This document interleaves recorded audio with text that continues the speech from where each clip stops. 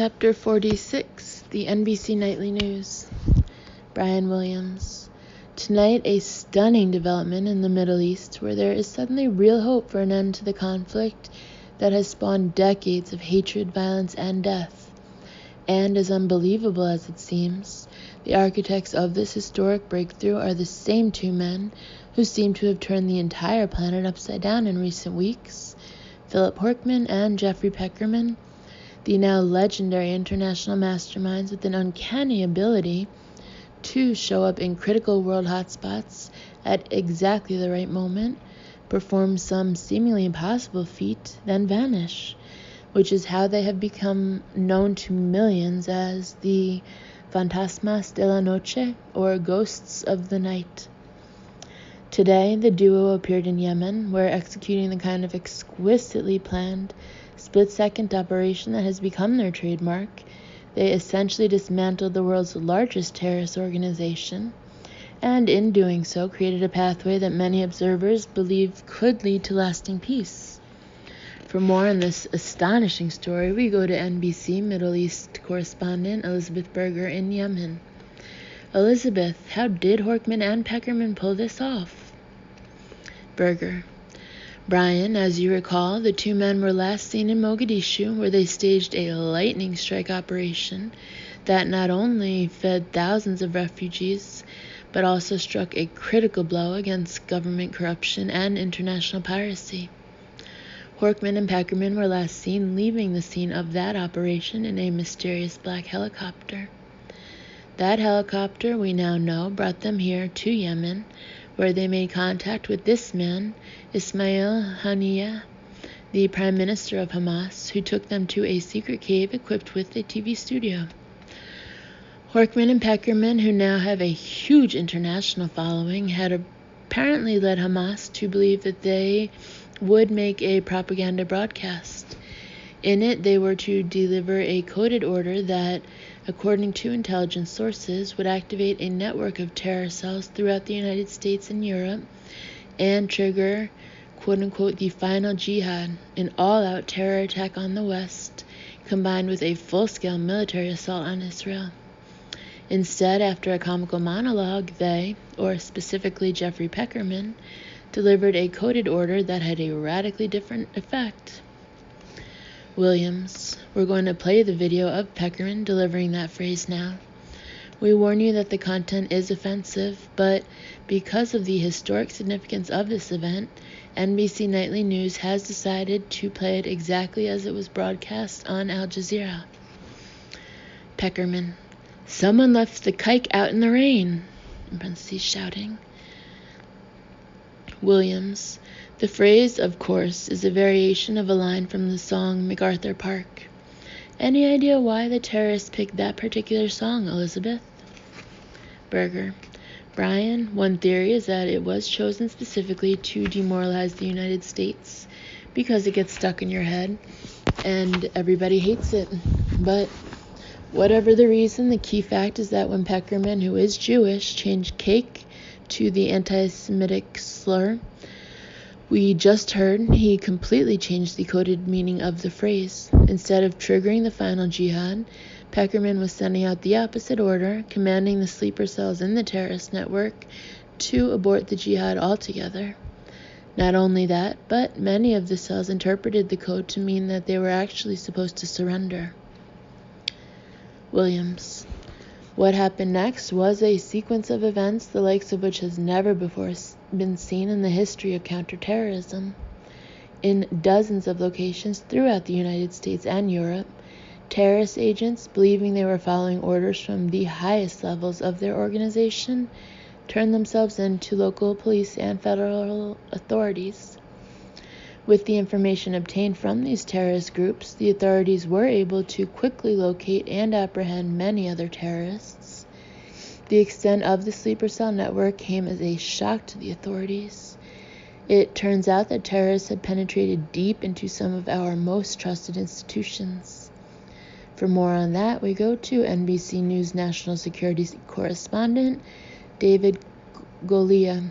David Golia. Brian, the list of compromised organizations is almost unbelievable. According to FBI sources, terrorists had infiltrated, among many other entities, the U.S. Department of Commerce, the Home Shopping Network, the Audubon Society, the Florida Department of Motor Vehicles, the League of Women Voters, at least 50 Waffle Houses, the University of Alabama cheerleading squad. Up with People, a national chain of Pilates studios, the Kansas State Legislature, and an entire touring company of Rent. Perhaps most shocking of all, it is now estimated that terrorists made up at least 15% of the Transportation Security Administration workforce. Williams. David, are you saying that the TSA, the federal agency responsible for screening airline passengers for potential weapons of terrorism, has itself been infiltrated by terrorists? Galea. That's what I'm told, Brian. Every year they confiscate millions of containers of seemingly harmless shampoo, perfume, hairspray, cosmetics, and other personal hygiene products from airline passengers. Have you ever wondered what they do with all those products? Williams. I have, David. Galea. Well, according to my sources, these undercover TSA terrorists have been funding their operations by selling these confiscated items to the Amway Corporation, which in turn repackages them for sale to the very same public from which they were confiscated in the first place. Williams. Amway is involved in this? Galea. Brian, I'm told that Mary Kay is also heavily implicated. Williams. Truly shocking. For more on the international implications of this story, we go to NBC United Nations correspondent Ronald Ungerman. Ron? Ungerman. Brian, the Horkman-Peckerman takedown of the international terrorist network had an immediate impact on the stagnant Middle East peace process, but not the impact you would expect. It seems that Hamas, unwilling to admit that two Jewish men, were able to foil the jihad, is now claiming that the whole thing was planned. Williams. Hamas is claiming it deliberately sabotaged its own terrorism network? Ungerman. That's right, Brian. Here's a statement made earlier today by Hamas Prime Minister Ismail Haniyeh. Of course it was planned. Do you think we are idiots? We had decided that the time had come to end this cycle of senseless violence. But to accomplish that objective, we needed a dramatic gesture, and it had to be made by men of such international stature that both sides, Palestinian and Israeli, would listen to them. That is why we chose Horkman and Peckerman for this mission. They carried it out flawlessly. I love those two crazy guys. Williams. Ron, is anybody buying this? Ungerman. Not really, Brian, but at this point it doesn't seem to matter. The logjam has been broken, and I'm told that even as we speak, rapid progress is being made in secret, high-level Mideast peace talks brokered by the United States. A deal is being hammered out involving a complex series of land transfers, under which Israel will give up a substantial portion of the disputed West Bank, in return for which it will be granted a parcel of land from Lebanon, which will be compensated by a comparable parcel from Syria, which in turn will be ceded land by Iraq, which will receive land from Iran, which will in turn be granted land by Azerbaijan, which will for its part be granted full access rights in perpetuity to what I am told is a very nice timeshare property in the Hamptons. The Gordian, G-O-R-D-I-A-N, knot has been cut, Brian, and within a matter of days we may finally see, for the first time, lasting peace in the Middle East. Williams. Incredible. Thank you, Ron. Meanwhile, the big question once again is, where are Philip Horkman and Jeffrey Peckerman? For more on that, we go to NBC correspondent Richard Hempt, who has been following the two men since they liberated Cuba. Richard? Hempt. Brian, once again, Horkman and Peckerman have disappeared like ghosts in the night. They are still officially wanted by the United States government for, among other charges, committing acts of terrorism in New York City, endangering zoo animals, hijacking a cruise ship, extorting hundreds of millions of dollars, and seriously damaging a valuable flamenco guitar belonging to the singer Charo. It is safe to say, however, that because of their spectacular string of daring humanitarian acts, they would be treated very leniently by the Justice Department and almost certainly would be granted presidential pardons. Right now, they are, without question, the two most popular human beings on the planet. Street vendors are selling Fantasmas de la Noche t-shirts as fast as they can get their hands on them.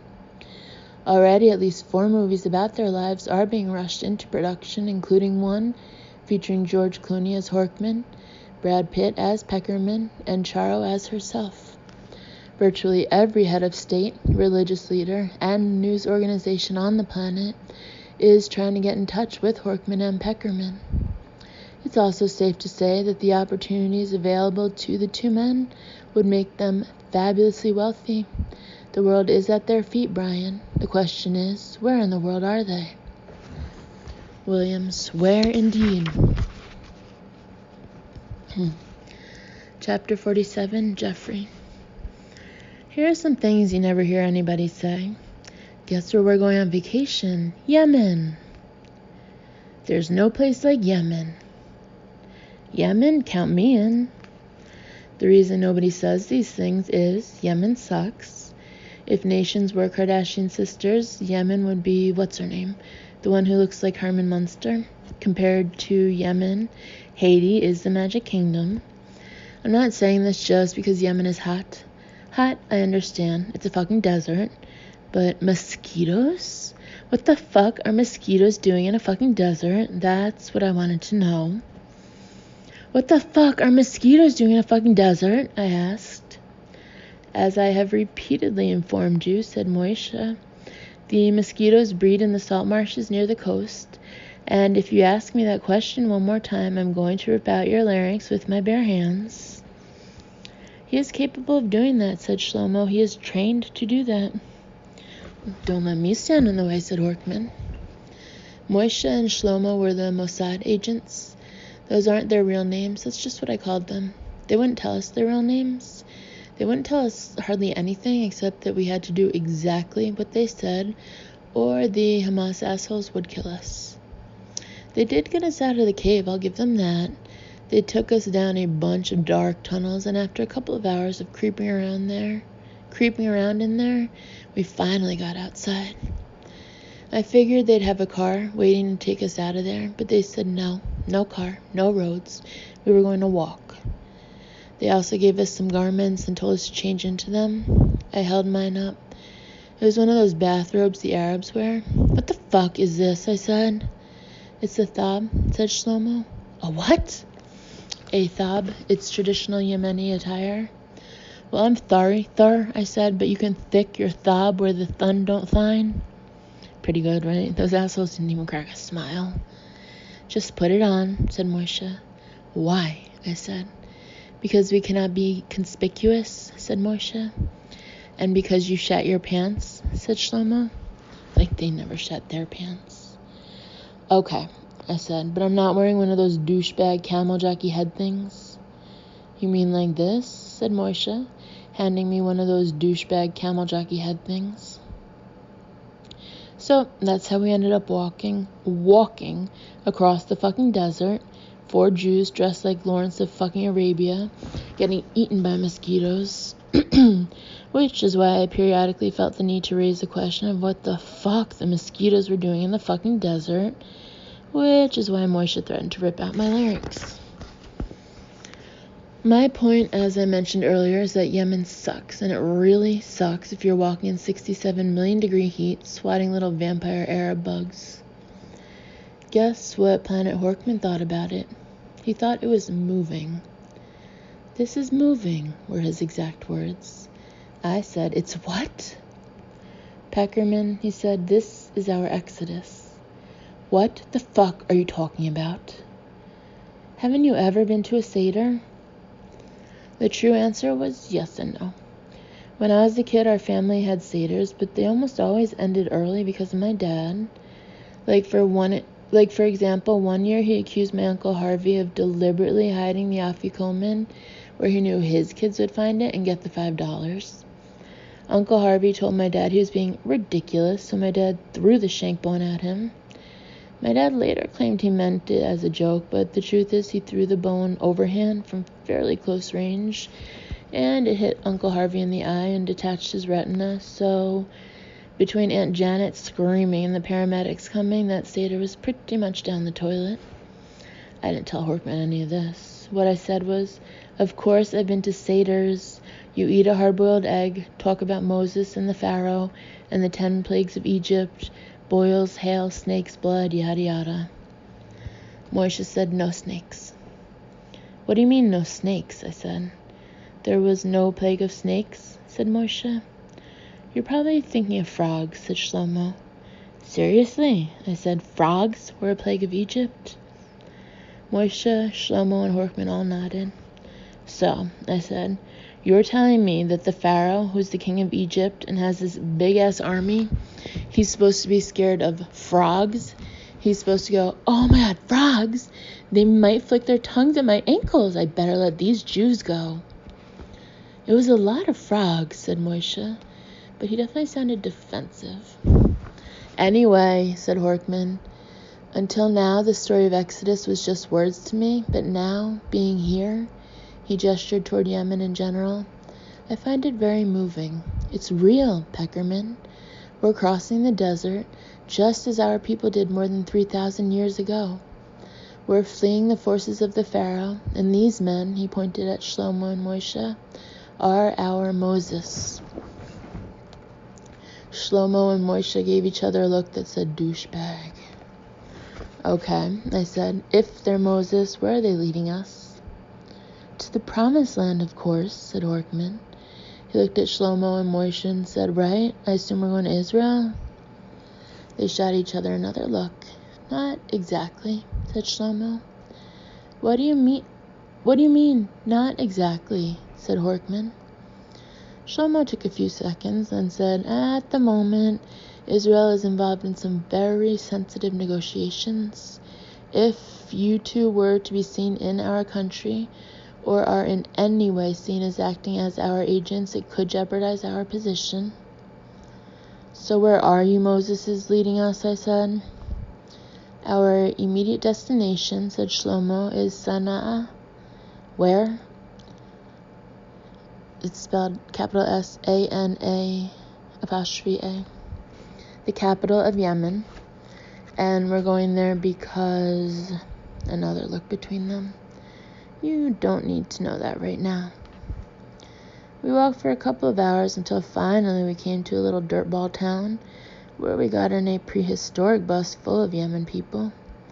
The bus went maybe 4 miles an hour and smelled like a porta potty at a Metallica concert, but at least there were no mosquitoes.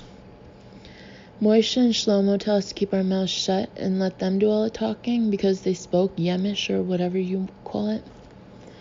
After about 4 million hours on this bus, we finally got to a city. We got off at an airport, which I was pretty happy about because I figured it meant we were getting the fuck out of Yemen. Outside the terminal, Moishe and Shlomo handed me and Horkman Yemeni passports, which look real. I opened mine, and I don't know how they did this, Photoshop, I guess. Inside, there was a picture of me wearing the douchebag camel jockey head thing. Next to my picture, it said, Yasser Al-Fakub. Yasser, I said. It's a common name in Yemen, said Moishe. What's his name, I asked, pointing at Horkman. Horkman looked at his passport and said, Murad Fasir. You want to trade passports? No. Why not? I don't want to be Yasser. Well, why the fuck do I have to be Yasser? Moishe stepped close and I could feel something pressing into my stomach, which I figured was a gun. Listen, he said. If you don't stop talking right now, I will shoot you. It will be the end of my career, but I will do it anyway, purely for the enjoyment. Asshole. We went into the terminal. Moishe and Shlomo also had Yemeni passports, so we acted like a traveling party of 4, with them doing all the talking. We went through security, which was a joke, especially when you consider that at least one of us had a gun. We got to our gate. The flight was boarding. Shlomo and Moishe handed each of us a ticket. "Stick out your left hand," Moishe told Horkman. Horkman did, and Moishe snapped a handcuff around it. "What's that for?" said Horkman. "So you will not lose this," said Moishe, handing Horkman a briefcase which was attached to the handcuff with a chain. "What's in this?" said Horkman. "You don't need to know that right now," said Moishe. "You will board the plane now," said Shlomo. "We will wait here to make sure you leave with the flight. You'd be fools to get off the plane anyway. If you stay in Yemen, you would be dead men." "What do we do when we get there?" said Horkman. Moishe and Shlomo looked at each other, not quite smiling, but close. "Just do what you do best," said Moishe. Whatever the fuck that meant. I said, "Why don't I get a fucking briefcase?" "Go," said Moishe, pointing toward the jetway.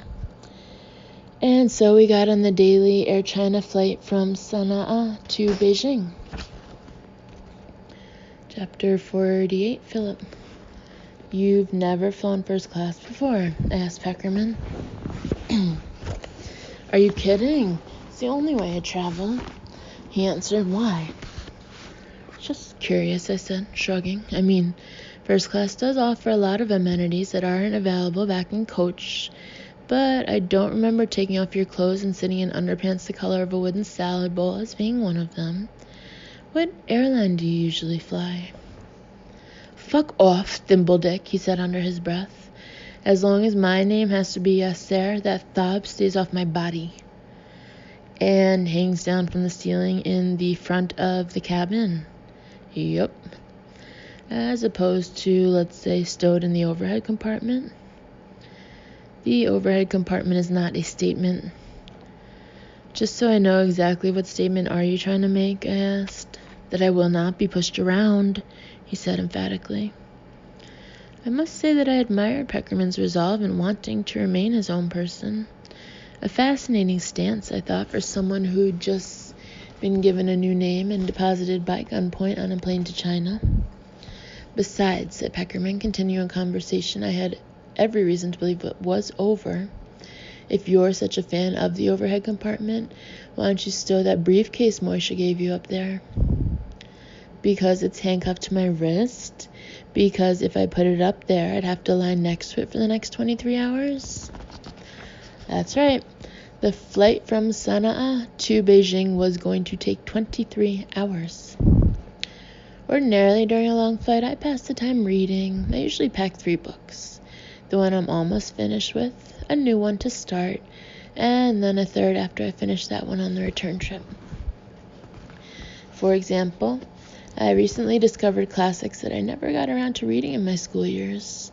In particular, Jane Austen, the 19th century English novelist whose works of romantic fiction, set among the landed gentry, highlight the dependence of women on marriage to secure social standing and economic security. So, on my last trip to Portland, Oregon, to visit my wife's half-sister's brother's son, after he became the recipient of a compatible kidney from my wife's half-sister's brother's son's brother, I made sure to pack Emma, Mansfield Park, and Sense and Sensibility. But since the flight we were now on was far from anticipated, I obviously didn't have any reading material with me. "Just as well," said a yawning Peckerman. "Why you'd want to read anything written by that dead Goybox is beyond me." "Goybox? This thing has a huge selection of movies and TV shows," he said, pointing to the screen he was lifting from the depths of the armrest between us. "Get with it, asshole. No one reads anymore. Reading is for the uninformed." Goybox? I guess at this point I could tell you what the ensuing 23 hours were like, but with all due respect, I refuse to. Partially for your sake, mostly for mine. Because in the interest of preserving my own sanity, I couldn't bear to revisit what it was like for me to be sitting next to someone who watched the movie Jackass 14 consecutive times during the flight. how he would lie curled up in the seat, his bloated body quaking with muted laughter under the blanket the flight attendant gave him. How each time the movie was over, he'd peep out from under that blanket, shake his head and say, "One of the 3 greatest American films ever made. This, The Godfather, and Jackass 2. And then go back under that blanket for another viewing." Or how my jaw dropped each time I reminded myself that the characters in the movies on this particular flight from Sana'a to Beijing were speaking Chinese with Arabic subtitles, 2 languages that Peckerman didn't speak. So, in essence, he was enthralled with moving pictures the way an imbecile is mesmerized by shiny objects. On second thought, it's worse because an imbecile just sits and stares in wonderment at shiny objects. He doesn't laugh and make loud snorting sounds while doing so. Therefore, I apologize to all you imbeciles out there for making such a comparison and clumping you into Peckerman's category when you already have enough problems of your own. And while I'm at it, I may as well apologize to all of you because I've gone into vivid detail about all of this after promising I wouldn't. So, in the spirit of trying to regain your trust, I'll spare you how Peckerman ordered meals from the unassuming flight attendant who didn't speak English by pointing to a selection on the menu and saying, "I'd like one of these and both of your mugugai tits." As for me, I couldn't do much of anything other than sit there wondering what was inside the attaché case dangling from my wrist like a huge charm bracelet. Noticing that the lock had 3 numbered tumblers, I was fairly confident that during a long flight like this, I might have enough time to ultimately come up with the correct combination to open it. So I decided to do this systematically. "Can I please have a pencil and a pad?" I said, as if it was the English translation of what I was motioning to the flight attendant. When she handed them to me, I wondered if the pad had enough pages in it, given the number of permutations I might have to try. And I was going to ask for a second and maybe even a third pad, but she was waiting on other passengers at that point, so if need be, I could always get more pads from her later. I looked at the lock. The tumblers were showing 000, so I wrote that down in small numbers at the top of the first page, and then tried the switch on the attaché case. It slid and the lock popped up. Huh? I couldn't believe I'd gotten it on my first try. Couldn't believe that Moishe and Shlomo were actually that naive to set such a simple combination as that. Maybe they weren't as smart as we thought they were.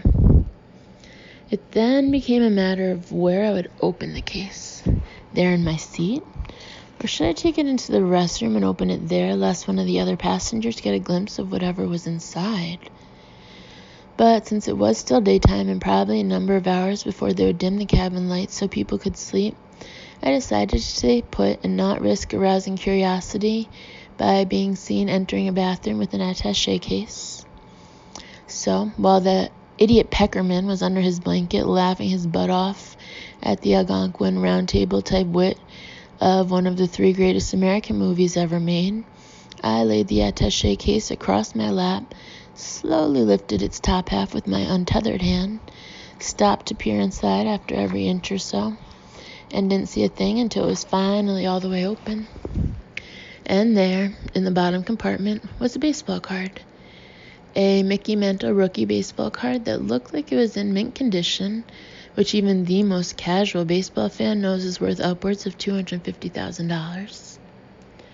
I then sat there for what must have been 6 hours until it was dark outside, night. When I was confident that not only the other first-class passengers, but also the flight attendants were asleep, I went into the restroom where I had my first experience with trying to wash and dry my hands with an attaché case linked to my wrist banging against the walls. I then went back to my seat and, as if I were a surgeon removing a delicate organ from its assigned location inside of a body, carefully lifted the card by its edges. I was able to easily detach the gummy substance that made it adhere to the bottom of the case by rolling it with my fingers, and then I examined the back side of the card, which also looked pristine. At this point, I wasn't sure if I was more relieved that it wasn't a bomb or more baffled as to why Moishe and Shlomo would make such a big deal about a baseball card, albeit a valuable one. In retrospect, I guess I was more relieved because after I put the gummy substance back on the bottom of the card, before placing it into its original position and closing the case, I was actually comfortable enough to fall asleep for 8 hours until we landed at Beijing Capital International Airport, where right after Peckerman said thanks for the smooth ride, pan-fried veggies, to that same flight attendant as we were disembarking, we entered the terminal and were met by Chinese soldiers. Chapter 49, Jeffrey. I don't mean to generalize, but the Chinese are assholes. I'm not just saying that because of what happened to me in Beijing. It's a lot of things. Like, this is just one example. When you get Chinese takeout, why do they give you 63 tiny packets of soy sauce containing maybe 3 molecules of soy sauce apiece, which you end up throwing away because they're such a pain in the ass? Give us 1 container of soy sauce, but make it big enough that we can actually fucking use it, okay, Chinese people? That's all I'm saying. And don't get me started on communism. The point being, I already had a few bones to pick with China before I even got there, and the flight over did not help. The Air China stewardess was a total bitch. I tried making a few jokes with her, lightening things up a little on a long flight, and every time, she gave me a look like I puked on her tea tray. She also didn't like it that I took off the thob. Horkman didn't like it either. Peckerman, he said, hygiene aside, do you realize how ridiculous you look wearing just underpants and a headpiece? Yes, he actually said hygiene aside. To be totally honest, I'd forgotten I was wearing the camel jockey head thing, but I decided to keep it on because it pissed Horkman off. At least they had video on the plane. This is off topic, but it's really amazing the way Jackass holds up.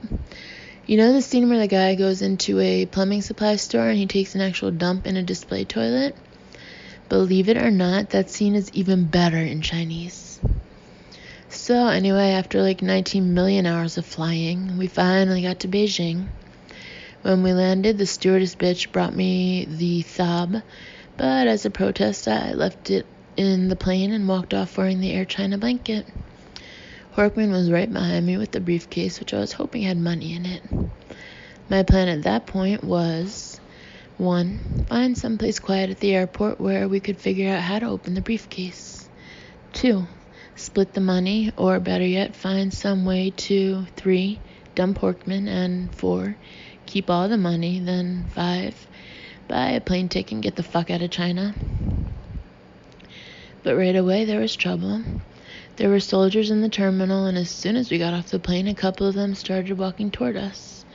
We tried to walk away, but the soldiers blocked us. They held us by the gate until finally another Chinese guy showed up. Actually, to save words here, I'm going to stop describing people in China as Chinese, because basically everybody over there is Chinese. From now on, if I tell you about a person in China, you can just assume that person is Chinese. So anyway, this guy showed up wearing a suit. He looked at our passports, then started talking to us, not in Chinese, but also not in English. So we had no idea what he was saying. I finally figured out that because of our passports, he was talking Yemish. So I held up my hand and said, no comprendo. I pointed at Horkman and me and said, no hablo yemeno. Why are you talking to him in Spanish, said Horkman. Because it's a foreign language, I said. But that doesn't make any sense, he said. Maybe not to you, asshole, I said. The suit guy who'd been listening to the discussion said, in English, you speak English. We agreed that we did. He looked at our passports again and said, you are Yasser Al-Fakub and Murad Fasir, citizens of Republic of Yemen? That's what our passports say, I answered. Technically, this was true. But you do not speak Arabic. We're not originally from Yemen, I said. Where are you from? He said. Hungary, I said. Hungary? He said. Hungary? Said Horkman. Shut up, asshole, I whispered. I'm creating a backstory here. I know, he whispered back, but Hungaria? Of course, by then, the asshole had completely blown it. The suit guy said something to the soldiers, then told us, "You will come with me, please." 15 minutes later, we were in a speeding black Mercedes with a police escort. The suit guy sat in the front seat next to the driver. Horkman and I were in the back. Horkman wasted some breath demanding his rights, which the suit guy ignored. His attitude was, "Hey, this is China. Nobody here has any fucking rights." Finally, Horkman gave up on the suit guy and leaned over to me. "Listen," he whispered. "Whatever we do, we can't let them get what's in the briefcase." "You know what's in the briefcase?" I whispered. "Yes, I opened it on the plane. It's a baseball card." "What? A fucking... Shh! Listen. It's a very rare card. Mickey Mantle's rookie card. It's worth a fortune." "Why would the Israelis give us that? Do they even play baseball? Aside from Sandy Koufax, I mean." "Peckerman, just listen, okay? The card could be the only bargaining chip we have to get out of here. We can't let them take it away." "So what do? We play it by ear." Which is what people say when they have no fucking clue. We drove for maybe 45 minutes in ridiculous traffic to downtown Beijing, which is not an attractive city unless you are attracted to a lot of big-ass buildings jumbled together under a daytime sky the color of infant diarrhea. We turned into a driveway guarded by soldiers and went down a tunnel into some kind of underground complex. There were more soldiers waiting for us underground. They hustled us out of the Mercedes and down some hallways and into a room with a couple of chairs, which they pointed to. We sat down. The soldiers punched a code in a keypad next to the door, opened it, and went out. After a few minutes, the keypad beeped and the door opened. In walked a guy I'll call Lieutenant Sulu because he looked like the Star Trek guy. And before you tell me that Sulu is Japanese, not Chinese, and I'm a racist who thinks all Asians look alike, allow me to inform you that you should go fuck yourself because this guy looked exactly like Lieutenant Sulu, okay? He asked us what we were doing in China. Horkman and I looked at each other for a second, and then at the same time, Horkman said tourism, and I said business. "So which one is it?" said Lieutenant Sulu. "Business or tourism?" "It's basically a tourism business," I said. "What kind of tourism business?" said Lieutenant Sulu. "You know," Horkman said, waving his arm to indicate China in general. "Arranging tourist visits to the many sites of your great country. The Great Wall, the Forbidden City, the Great Wall." I could see he was stuck, so I added all the main popular Chinese tourist shit. Horkman gave me a look that said, "Shut up," and I gave him a look that said, "Fuck you, asshole."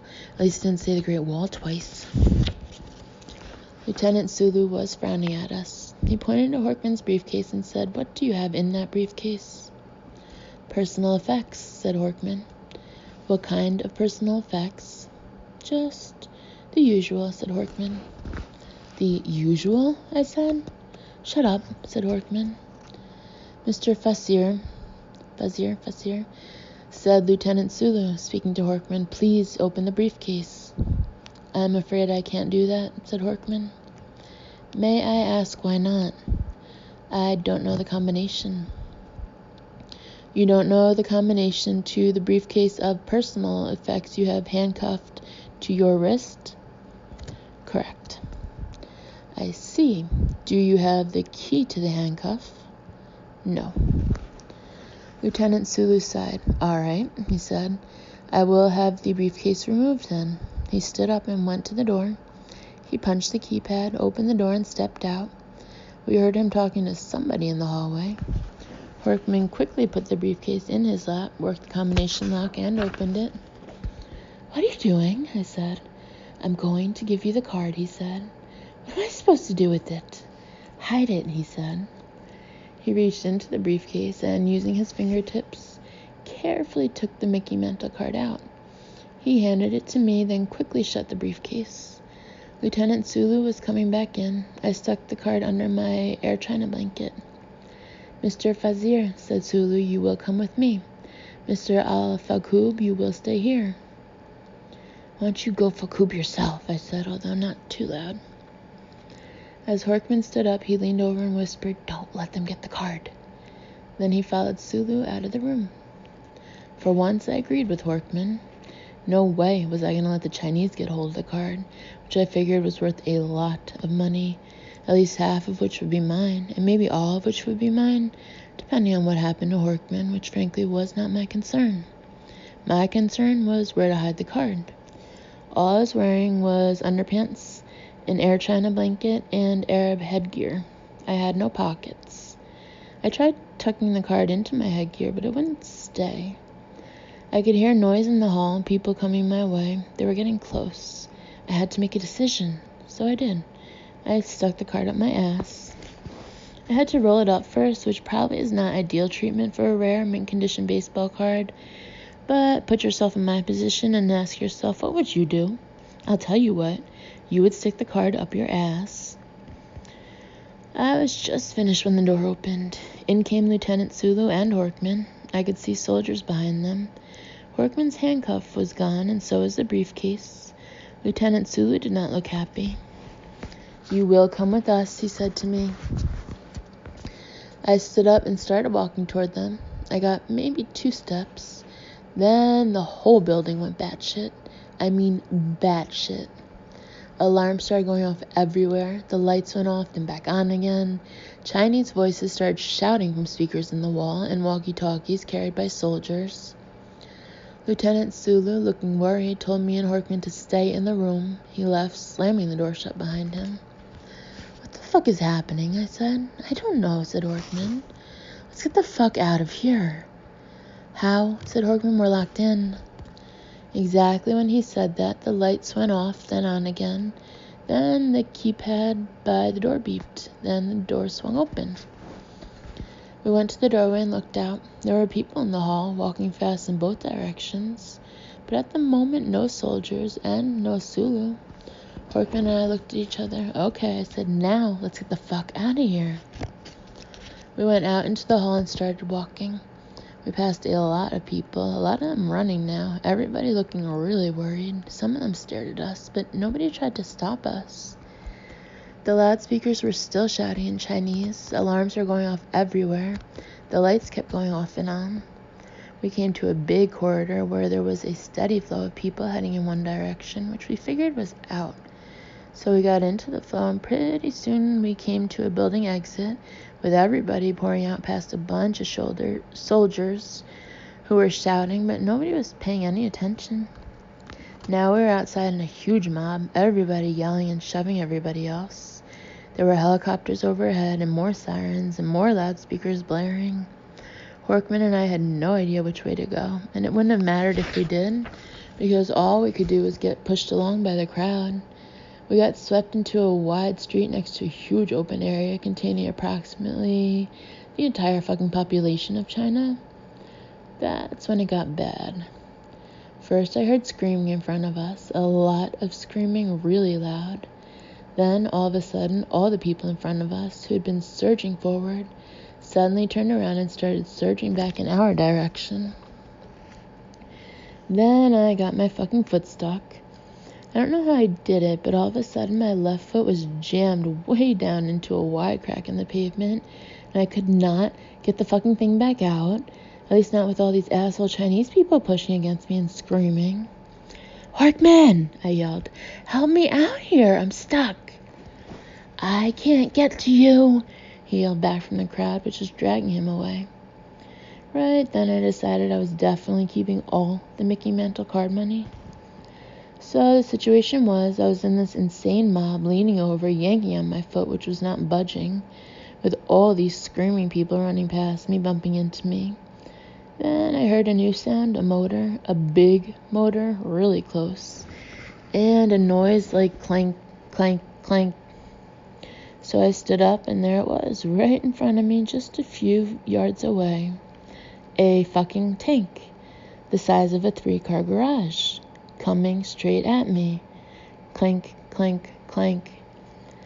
The crowd was now completely cleared out of the way. It was just me and the tank, which was close enough that I could reach out and touch it. "Hey," I said. banging on the hood or whatever you call the front part of a tank. Stop! The tank kept coming. Clank, clank, clank. Now I'm pounding like a maniac and shouting, stop! Please! Stop! Stop! Stop! Stop! Stop! The tank bumped against my chest. I was absolutely sure I was about to become a human tortilla. All I could think in what I truly believe were the last seconds of my life was, why couldn't it be Horkman who got his foot caught? And then, all of a sudden, the tank stopped. For a few seconds, nobody moved. It was just me standing there with the tank touching my chest and all these Chinese standing around in a big circle, watching. Nobody said a word. It was totally silent except for a sound like prrrt, which was the Mickey Mantle rookie card squirting out of my ass. Go ahead, judge me. Let's see how your bowels handle a fucking tank. The silence went on for maybe 10 seconds until it became clear that the tank wasn't starting up again. And then the crowd went nuts. They all came charging forward, smiling and shouting, swarming around me in the tank. A bunch of hands grabbed me. I yelled, "Hey, my foot is stuck!" But they lifted me straight up, and the way they did it yanked my foot loose. Next thing I knew, they were carrying me over their heads. I was yelling, "Put me down! Put me down, goddammit!" But they paid no attention. They were like a bunch of ants carrying a dropped particle of corn dog. I don't mean that in a racial way, the ants thing. I mean it in the sense of, even if a corn dog particle doesn't want to be carried, the ants don't give a shit. I heard a voice yelling, "Pack her in! Pack her in!" I looked down and saw Horkman reaching for me. The crowd realized we were together, but instead of putting me down, they lifted him up. 2. Now we were both bouncing around up there like the bride and groom at some kind of nightmare Jewish wedding where the guests were all Chinese and batshit crazy. From that height, I could see that the tank that almost ran me over was the beginning of a long line of tanks which were all stopped and being swarmed over by thousands of people. There were people in every direction, no end to them, all waving and yelling at me and Horkman. The crowd started passing us along overhead from one set of hands to the next.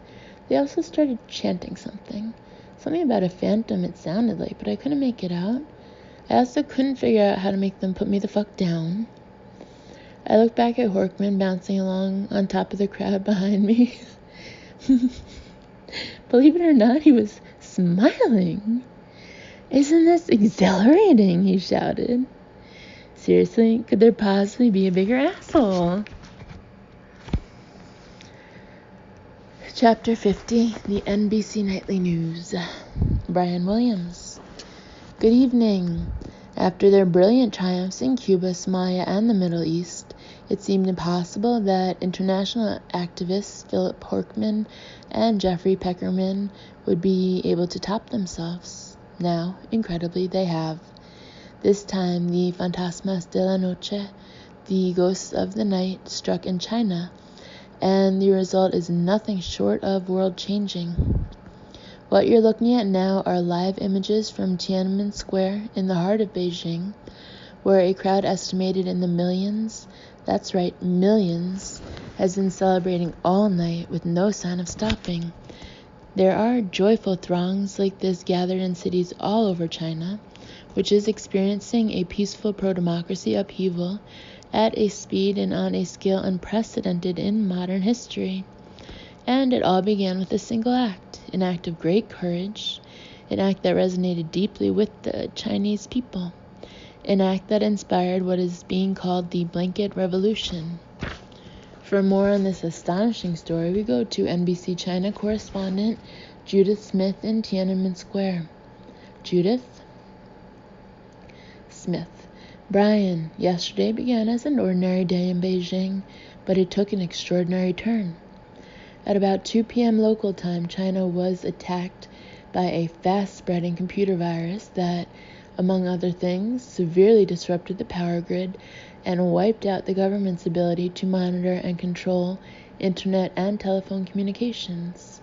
In a matter of minutes, China's vast military and police surveillance apparatus was rendered completely blind and virtually powerless.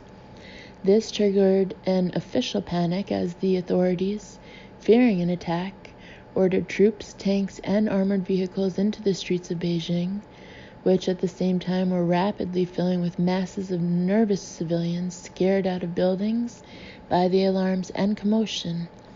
And that, Brian, is when it happened. A confrontation between a man and a tank, evoking the iconic encounter that took place here during the 1989 protests.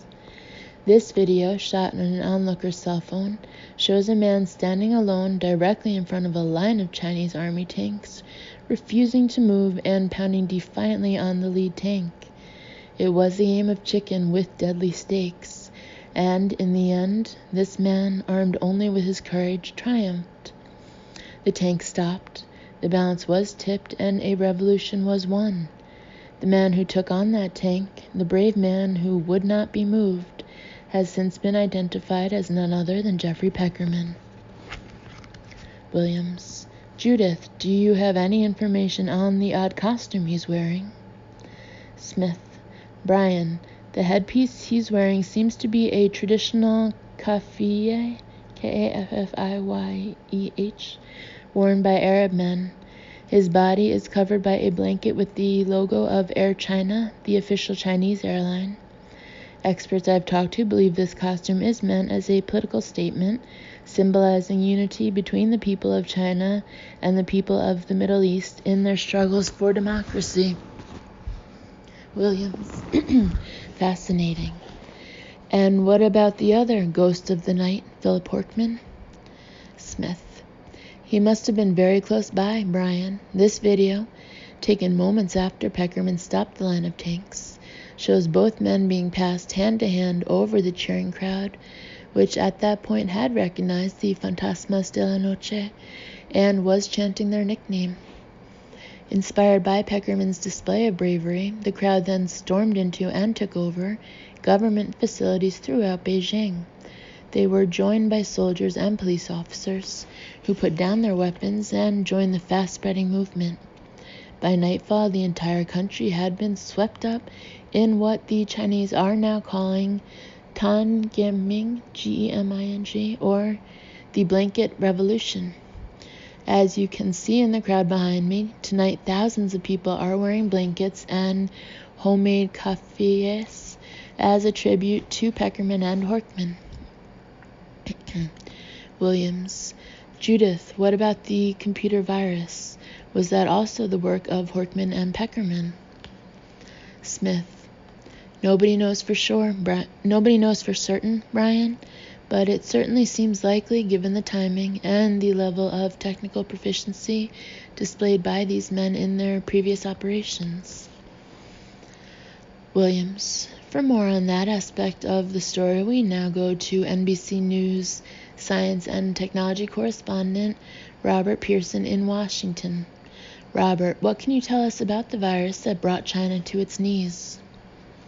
Pearson: Brian, nobody here will speak on the record, but sources in the intelligence community tell me that this appears to be the work of a new supervirus that has been rumored to exist but never seen in action before, called Fruxnet, capital F-R-U-X-N-E-T.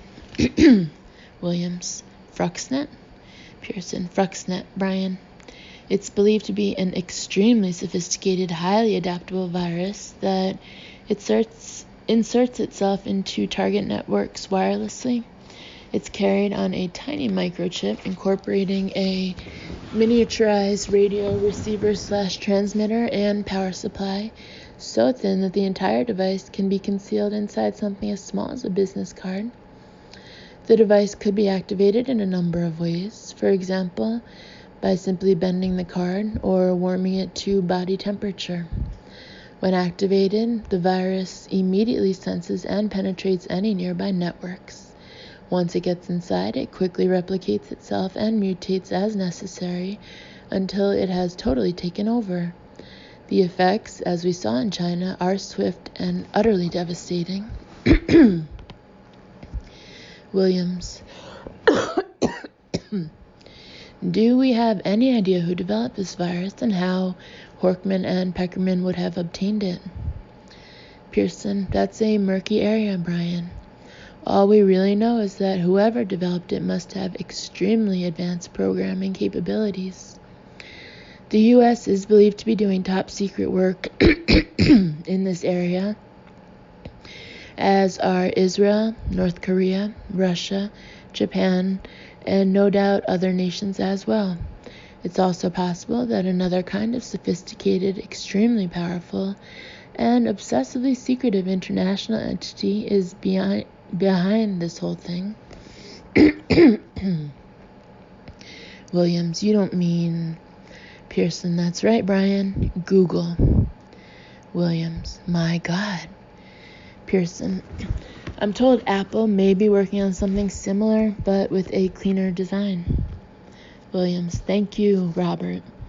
As news of the developments in China spreads, spontaneous demonstrations of support broke out in cities around the world. You're looking now at live video from Times Square, where a huge crowd has gathered, many people wearing blankets and traditional Arab headpieces. Many are also carrying photographs of Horkman and Peckerman, who are now unarguably the two most famous men on earth, with worldwide legions of worshipful followers. Their faces are everywhere, their names are on everyone's lips, and yet no one knows where they are, for once again, as they have after each previous exploit, the fantasmas de la noche have vanished. They possess a seemingly magical ability to turn up where they are needed. The question is, where will they be needed next? Chapter 51. Philip. We were inside a crate. I think that bears repeating. After the events that took place in Tiananmen Square, Peckerman and I spent the next 2 days inside a large wooden crate. Allow me to explain. Once those tanks sputtered and died, the mounting excitement of that crowd swelled to the point where the air was charged with the energy of celebration, and though we were in the midst of it all, we couldn't figure out what they were celebrating. "It's probably New Year's Eve," shouted Peckerman above the mass hysteria. "Can't be," I yelled back, "it's summer." "I meant the Chinese New Year." "Nope, that's in late January." "How about President's Day?" "China doesn't have presidents." "How about go fuck yourself?"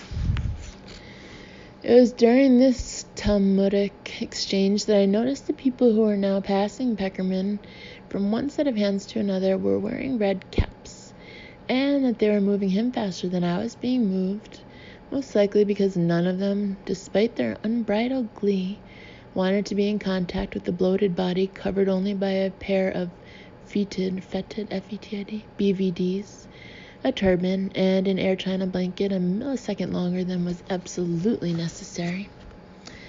But then the folks who were passing me along, now curiously sporting red hats as well, started moving me faster, and when I took a slight lead, the Peckerman handlers stepped up their speed, and an impromptu race was on, with me and Peckerman now being batted like beach balls from one group of revelers to another, and spending more time aloft than in their hands. But where are we headed, I wondered, because it now felt like this crowd was sending me and Peckerman in a particular direction, as if this race had a finish line. So I looked ahead and saw, at the north end of the square, beyond the sea of people and stalled tanks, a gate that we were now bearing down on at an accelerating speed, and that we arrived at precisely the same time that a rather large truck pulled up with its rear doors open and, after we were thrown inside, pulled away. We were now both lying face down in the back of a speeding, rather large truck. Not knowing where we were going, I just assumed that once again we were being kidnapped. To say the least, I was upset. A person can be abducted just so many times before it starts wearing on him. He's overcome by fear, anger, and a depression resulting from the helpless feeling of not having any say in where you're going or what you'll be doing once you get there. Fact was, I no longer controlled any aspect of my life, and I felt empty, sapped of all physical and emotional strength, on the verge of tears, but too weak to cry. My guess is that any human being who'd experienced what I'd been through since this ordeal began would feel similarly. On the other hand, what does someone who isn't a human being feel? I'm so hungry I can eat a sorority. Jesus, Peckerman. Maybe you'd like some Mugu Gai tits, said a female voice that sounded vaguely familiar. So I pushed myself up from the floor of the rather large truck and found myself looking into the face of our Air China flight attendant. Huh? Why are you here? I asked her. Why is who here? Asked Peckerman, who was turning the act of getting off the floor into a kabuki art form, as his unfortunate head was now between his legs. You speak English? I asked her. My name is Julie, she answered, nodding. Finally, when Peckerman was geometrically able to look in our direction and see who the woman was, his face lit up the way I imagined it did every time he discovered there was more custard than usual in his morning donut. I believe this is yours, he said while removing his Air China blanket and attempting to hand it to her. Now, to my mind, her reaction, drawing a Luger and threatening to blow Peckerman's head off if he didn't immediately take back the blanket and cover those underpants, quote, with stains dating back to the Ming Dynasty, end quote, in close parentheses, was not at all over the top. If anything, I applauded her restraint. I then asked her to please explain who she really was and to tell us what this was all about. I work with Moishe and Shlomo, she said. My assignment was to track your movements in China. Those folks in red caps were planted to protect you from the authorities, who were less than thrilled about that little party in Tiananmen Square. And now I'm supposed to make sure your exit from the mainland is swift and without incident, so... She raised a thumb and, in a hitchhiker's motion, indicated an extremely large wooden crate behind her. What are you saying? I asked. Get inside, she said, pointing to the crate again, this time with the Luger. Peckerman and I stood and walked toward the crate, which, according to a manufacturer's label on its side, was for Sub-Zero refrigerators. Its door was wide open, and a vertical plank down the middle divided the inside into equal halves. I took the compartment on the left, Peckerman the right, and we stood there looking outward as Julie started to close the side that would box us in. What are you doing to us? I asked. Not to worry. In 24 hours, you'll be thanking me. In the meantime, try to stay as comfortable as possible. There's some food and water in there. If it gets cold, you can cover yourselves with these, she said, tossing us fresh Air China blankets. She also handed us pharmaceutical vials that had pills inside. And if either of you gets claustrophobic, just take some of these. She then closed the side all the way, and we heard her nailing it shut. What happened after that? Well, I'll tell you as much as I can remember, which means the time before I took a pill and then after I awakened. Before I took the pill, just know that I didn't take it to deal with the confined quarters.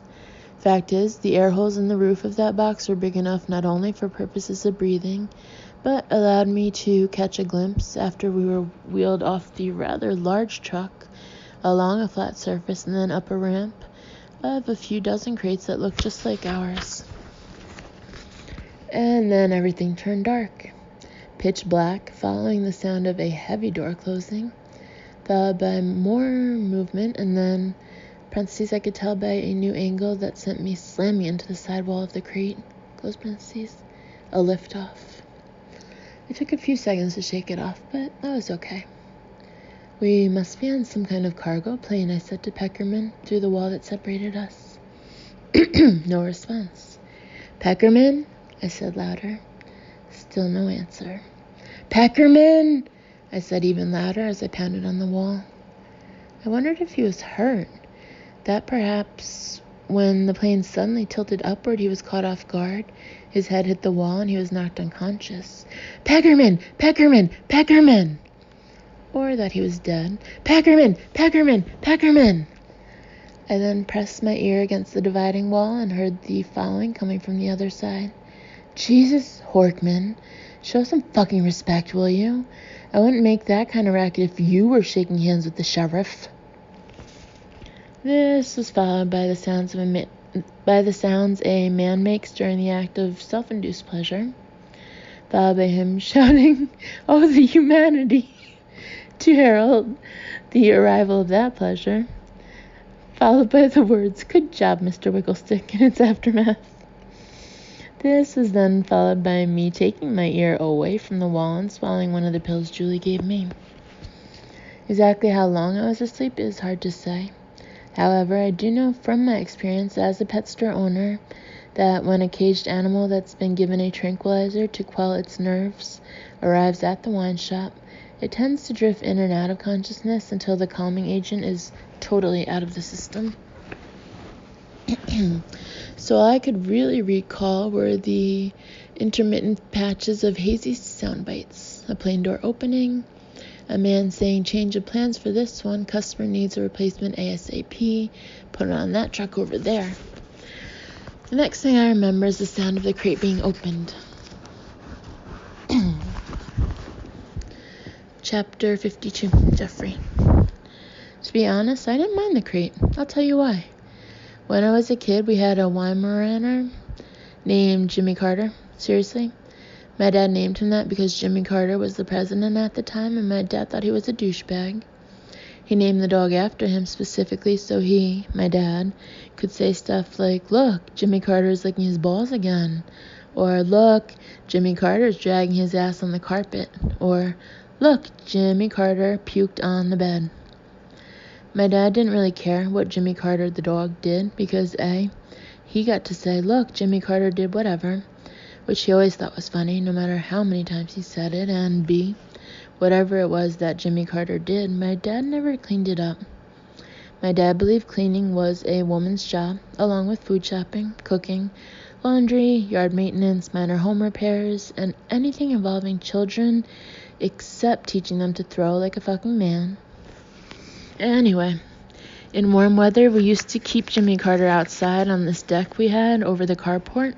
So one day we were going to go to the mall, and when we got outside, Jimmy Carter, who, like basically every other dog in the world, had the IQ of a glazed donut, decided he wanted to join us, so he jumped off the carport. The problem was he was tied to the doorknob by a piece of rope, which was supposed to keep him from jumping off the carport. So all of a sudden, he's hanging by his neck with his legs about 7 feet off the ground, making really high-pitched noises for a dog his size, sounding more like a squirrel. So we're all yelling, and my dad runs over and gets underneath Jimmy Carter and is trying to hold him up. And meanwhile, he's shouting for someone to, for God's sake, go inside and untie the fucking dog. So my brother runs to the door, but it's locked. So he runs back to my mom to get the keys. And just then, it was probably some kind of a nervous digestive reaction to being choked.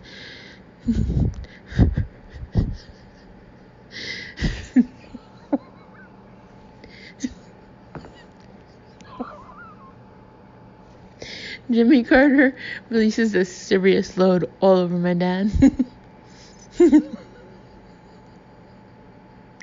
For a minute there, it was really quiet. And then my mom said, "Look, boys, Jimmy Carter pooped on your father."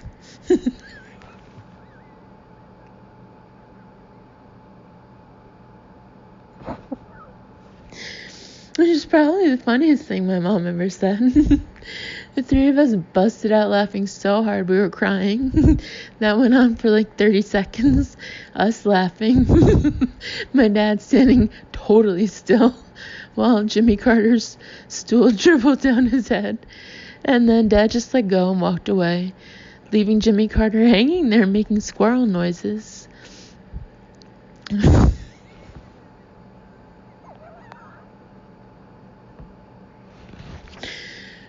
My brother got the keys and ran upstairs and untied Jimmy Carter, and he dropped to the driveway and took off running, and we never saw him again, which, to be honest, was fine with everybody. The reason I bring this up is that Jimmy Carter had this big crate that he used to sleep in, and after he ran away, my dad had this idea of using it for car trips to keep my brother and me from fighting. He put it in the back part of the station wagon, and the first time either one of us hit the other, which was usually while we were still in the driveway, my dad would make whoever he thought was guilty ride back in the crate. It was supposed to be a punishment, but I actually liked it. I could curl up in there and get comfortable, and it was farther from my dad, who was always in a bad mood when he was driving because all the other drivers were such fucking assholes. After a while, it got so whenever we drove anywhere, I just automatically got into the crate and nobody even thought about it. This caused a problem one time when we drove to Canada on vacation, and on the way back, a Canadian border officer saw me in the crate, and he pulled my dad over because he thought maybe it was some kind of kidnapping.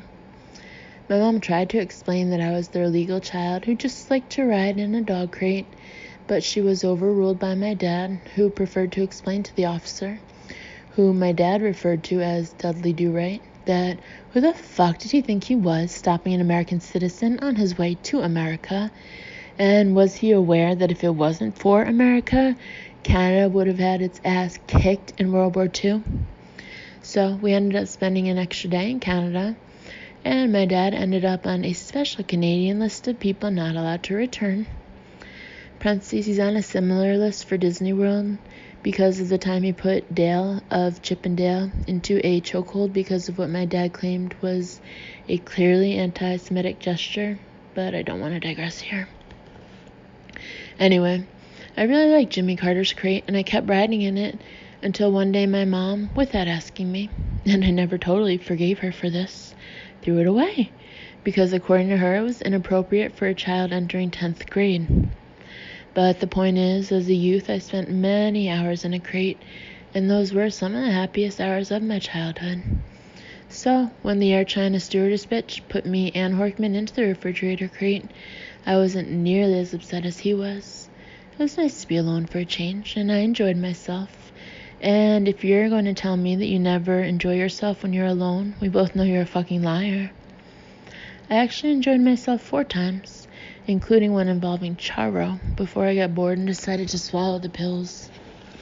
After that, I don't remember anything, until I heard Horkman calling to me from the other side of the crate. "Peckerman," he said, keeping his voice low. "Are you awake?" "Yeah." "I think somebody's opening the crate." I felt the tapping on the crate and heard voices. "Where are we?" I said.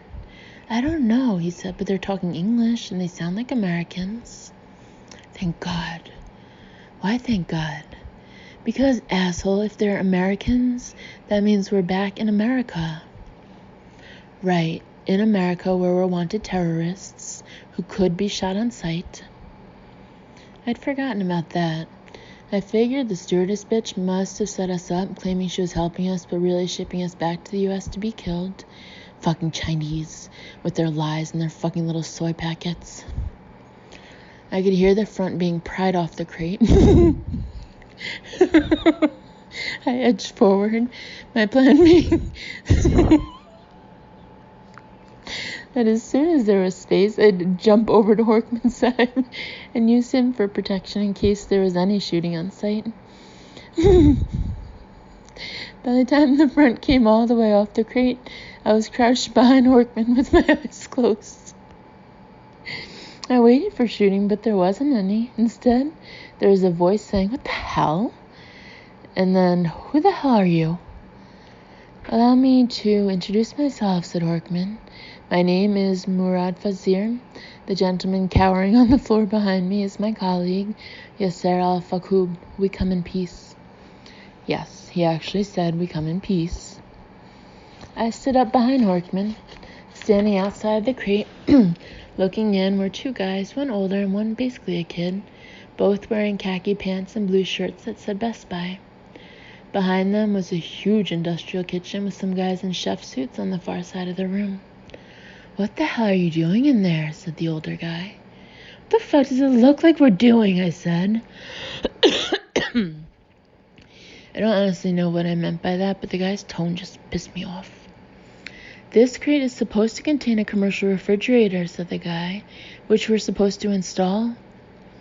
Horkman, and even though he's an asshole, I have to give him credit for this line, said, "Clearly there has been some mistake." There was a pause there, While the older guy pondered the situation, 2 guys wearing blankets in a crate that was supposed to contain a refrigerator. Finally, he decided to do what guys like him have been doing for as long as there have been guys like him. "I'm going to call my supervisor," he said. He pulled out his phone and said, "Shit, no service down here." He turned to the kid and said, "Nick, you stay here with them." He left the kitchen. Horkman and I stepped out of the crate. Nick was looking at us and our Air China blankets. You could tell Nick was not the brightest firefly in the forest. After a few seconds, you could actually see his head jerk back a little bit from the unexpected impact of having a thought. "Wait a minute," he said. "Are you those guys?" "No," I said. "What guys?" said Horkman. "The, what do you call it?" said Nick. "Of the gnocchi?" "No," I said. "The what?" said Horkman. Nick was looking hard at us now. "You are them," he said. He turned and yelled toward the kitchen in general. "It's those guys! They're here!" "Fuck," I said. "Yes," agreed Horkman. We looked around. There was an exit close by with 2 big swinging doors.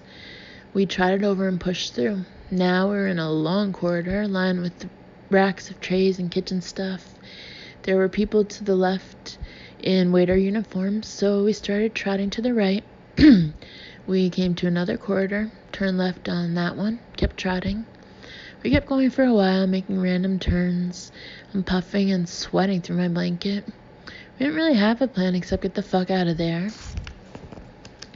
We were coming to another corridor junction, and up ahead a sign that said parking garage and an arrow pointing around the corner to the right. That was good news because the garage would be a way out. The bad news was there were voices coming from the same direction moving our way. In a few seconds, they'd come around the corner and see us. Horkman grabbed my arm and said, "Over here." He yanked me toward an elevator and pushed the button. We were staring at the door, waiting for it to open, going, "Come on, come on, come on." Finally, just when the voices were coming around the corner, the door opened and we ran inside. Horkman stabbed a floor button, and now we were waiting for the fucking door to shut. "Come on, come on, come on." The door started to close. We exhaled. Then a hand stuck in the door and it opened. Standing in the doorway were a bunch of guys in suits, including 2 guys the size of forklifts, who were obviously security. The reason for the security was obviously the guy standing in the middle, Donald fucking Trump. For a second, everybody stared at everybody else. Then both forklifts pulled guns. Then Donald Trump held up his hand and said, quote, "Wait a minute." Then he looked right at me and said, "Jeffrey Peckerman?" I nearly shat my underpants. Donald fucking Trump knew who I was. "It's an honor to meet you," he said. To me, he said that. Donald fucking Trump. Have you ever been in one of those situations where you're thinking of 2 different things you could say, but instead of picking one, you say part of each one, so they morph together into a new thing that is not right? Kind of like what happened to Jeff Goldblum in The Fly. That's what happened with me and Donald Trump.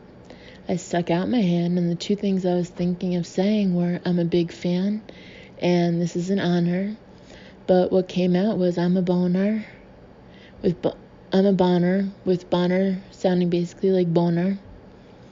At the same instant I realized I was telling Donald Trump that I was a boner. I also remembered that he hates to shake hands because of germs. So I yanked my hand back really hard, and my Air China blanket fell off. So I was standing there in basically my underpants. Donald Trump turned to Horkman and said, "And you must be Philip Horkman." Horkman said, "Nice to meet you, Mr. Trump." He stuck out his hand, and Donald Trump shook it. "I just wanted to say," said Donald Trump, "that I deeply, deeply admire what you 2 men have accomplished." "Thank you," said Horkman, flashing me a sideways look that said, "What the fuck?" "Yes, thank you, Mr. Donald Trump," I said. I stuck out my hand again to try to get a shake, but the timing was wrong. The handshaking window was closed. I've never hated Horkman more than I did at that moment. "I take it," Donald Trump was saying, "that you're here to attend the convention?" "What Ouch!" I said, because of Horkman elbowing me. "Yes," said Horkman. "Well," said Donald Trump, "I would be honored if you would sit in my box." which is how Horkman and I, wearing Air China blankets, ended up walking with Donald Trump into the Republican Party National Convention on the night when the Republicans were going to nominate their candidate for President of the United States.